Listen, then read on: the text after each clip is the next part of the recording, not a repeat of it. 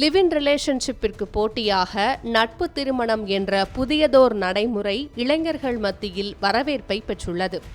இந்த முறை பிரபலமாக என்ன காரணம், இதன் விதிமுறைகள் என்ன என்பதை பார்க்கலாம். ஜப்பான் நாட்டின் தற்போதைய ட்ரெண்டே நட்பு திருமண முறைதான். முன்பெல்லாம் திருமணம் என்ற பந்தத்தில் நம்பிக்கை கொண்டு திருமணம் செய்து கணவன் மனைவியாக வாழ்ந்தனர்.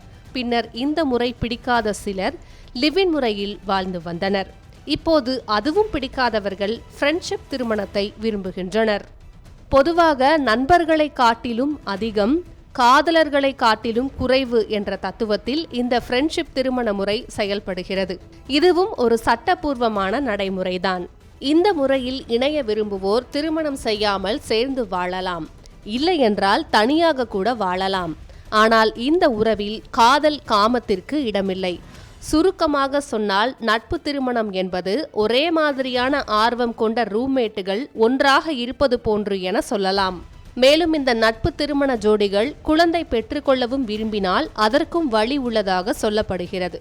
குறிப்பாக செயற்கை கருவூட்டல், வாடகை தாய், குழந்தையை தத்தெடுத்தல் போன்ற பல வழிகளில் குழந்தைகளை பெற்றுக்கொள்ளலாம்.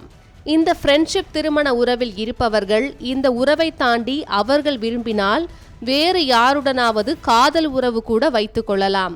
இதில் மற்றொருவர் தலையிட முடியாது. இது நட்பு திருமண ஒப்பந்தத்திலும் குறிப்பிடப்பட்டிருக்கும். ஜப்பானில் கடந்த 3 ஆண்டுகளாக இது போன்ற உறவில் இருக்கும் ஒருவர் இது பற்றி பேசுகையில், ஒருவரின் காதலனாக இருப்பதற்கு நான் பொருத்தமானவன் அல்ல, ஆனால் என்னால் நல்ல நண்பனாக இருக்க முடியும். ஒரே மாதிரியான ரசனையுள்ள ஒருவர் என்னுடன் சேர்ந்து இந்த உலகத்தை ரசித்து என்னுடன் அரட்டையடித்து சிரிக்க வேண்டும் என்று மட்டும் நான் விரும்புகிறேன் என்றார்.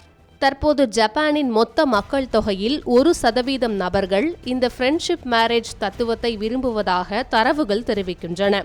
இந்த வகை உறவை பெரும்பாலும் தன்பாலின ஈர்ப்பாளர்கள், LGBT சமூகத்தினர் மற்றும் சில ஆண்களும் பெண்களும் விரும்புகின்றனர். இந்த வகை மனநிலையில் இருப்பவர்கள் உடல் தேவைகளை பூர்த்தி செய்ய வேண்டும் என்று விரும்புவதை விட தோழமைகளை நாடுவதாக சொல்லப்படுகிறது.